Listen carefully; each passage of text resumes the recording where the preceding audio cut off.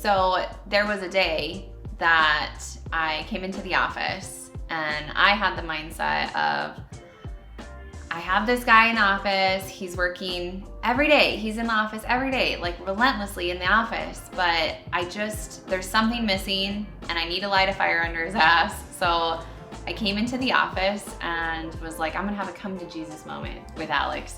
And I didn't really know Alex very well, but I knew that it needed to happen. So I called him over to my desk, which was right here before the couch. It was.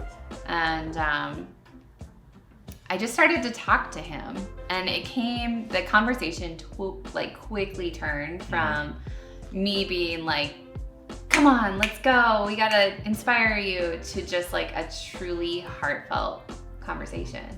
It did. I think a lot of it just had to deal with, came in here, started as a recruiter.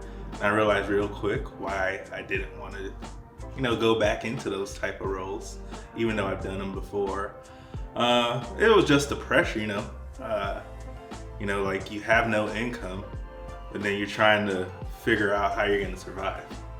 I think that was, one of those conversations you had to have with somebody. Like, Yeah. I get it, but I don't get it. And we were like both expecting babies at the time, and we were both having some struggles personally, where I don't know if I even said the right words. I think it was just the right time. It was just the right timing, and then literally the next week, things started coming together. I remember, we had a training, and, it was emphasized to keep on working through the holidays, which I did, and I closed my first deal here right before Thanksgiving. Yeah. And then I started off the year. I've just been going at it. I haven't stopped. I just started implementing, some of the things that, we had on those Tuesday trainings that at the time I didn't get it. It's just like, well, I have no money, I can't do any of this. And then I realized, in this industry, if you don't ask for help, nobody really is gonna help you.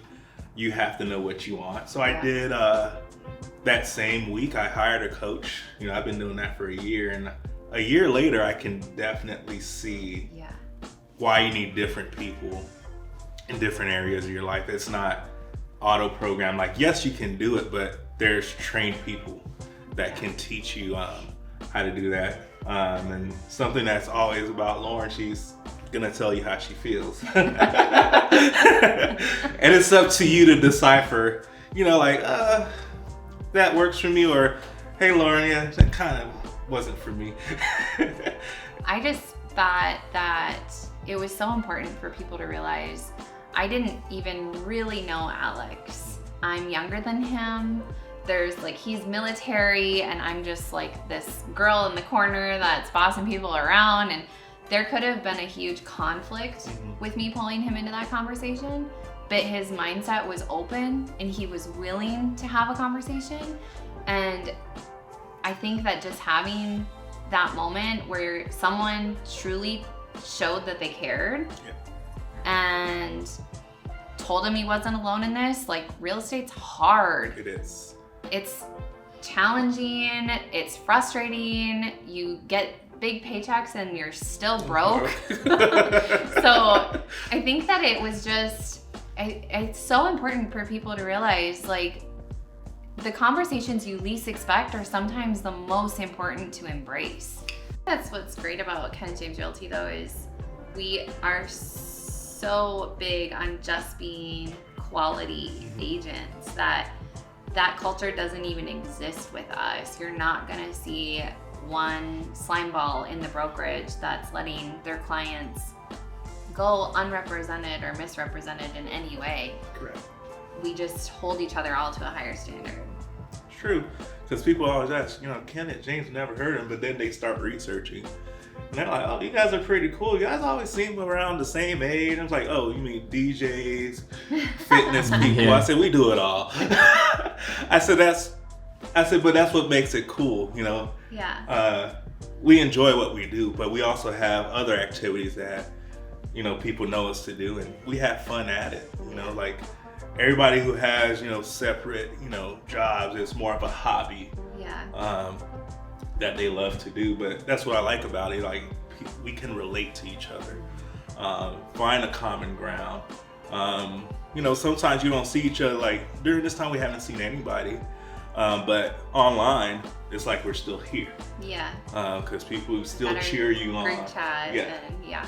You know, so it's like we've been apart, but you know, because of social media and doing our Tuesday trainings, it's like we're still here.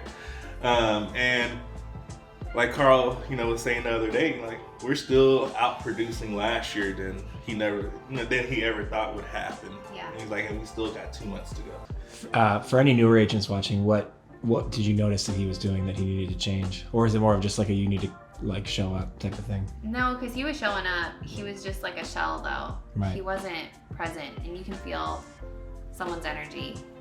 And usually if you're paying attention to the people you're around, you can tell if something is going on at home or within them that's affecting their ability to move forward. And a really active agent doesn't have time to sit in a cubicle. You know, they're too busy, and he was spending a lot of time in a cubicle, and he was literally hiding because we couldn't see into the cubicle. But it's like, how are you showing up every day? You're showing up every day. You get up, you get dressed, you're coming into the office, but there's just something missing. And as an agent, if you have an office to go to and you're going into it every day, but your production hasn't matched your effort, then your effort is in the wrong direction. It's pointed in the wrong direction. And I think that's what I was worried about him doing, was pointing his effort into the wrong direction. And I think I just pointed him in the right direction, and he ran. Nobody's gonna come just walk into the office and want to make a deal. Yeah. You're not in front of people. Yeah, it's a numbers game. I always tell my agents, if you're not out meeting new people and increasing the possibility of helping someone, you're not gonna help someone. It's very simple math. The more people you meet, the more people you talk to, the more opportunities you're providing yourself with meeting a new client or assisting someone with whatever their situation is as far as living goes. Yeah, really it wasn't so much of the detail of the conversation, it needed to happen. And, you know, I think, you know, agents feel sometimes like they really just have to do all these, you know, logos and all this stuff, when simply just do the free stuff. And the free stuff is you having as many conversations, you going to somebody's DM like, hey, you know, haven't talked to a while, like, oh, I see that you're in real estate.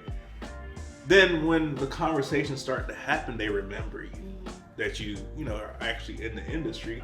All I can say is be you. You know, don't try to be a superstar agent that you see in the videos.